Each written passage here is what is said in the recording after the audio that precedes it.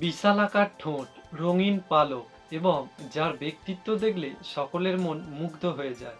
হ্যাঁ বন্ধুরা, আমি দক্ষিণ আমেরিকার একটি প্রজাতির পাখির কথা বলছি, যে পাখিটির নাম টুকান পাখি। আজকের ভিডিওতে আমরা জানব এই টুকান পাখি সম্পর্কে বিস্তারিত তথ্য এবং এর বৈচিত্র্যময় জীবনযাপন।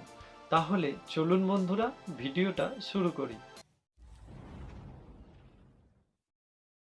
এই প্রতিবেদনের প্রথম পর্বে আমরা জানব এই পাখির পরিচয় এবং ঠোঁটের রহস্য সম্পর্কে।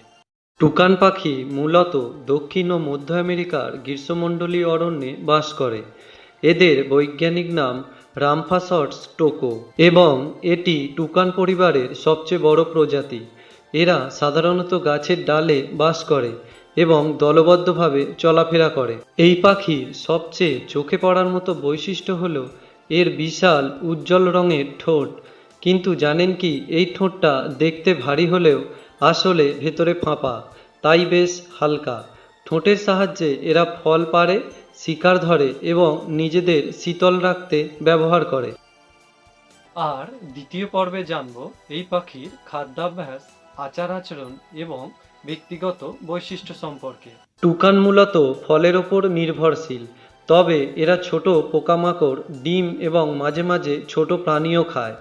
গাছে ঝুলে থাকা অবস্থায় এদের খাবার সংগ্রহের যে কৌশল, তা সত্যিই চোখ ধাঁধানো। এরা বেশ চঞ্চল এবং কণ্ঠস্বরযুক্ত পাখি, বিভিন্ন রকম শব্দ করে, যেমন ঘুঘু বা ব্যাঙের মতো। এরা ঠোঁট দিয়ে শব্দ করে অন্যদের সতর্কও করে।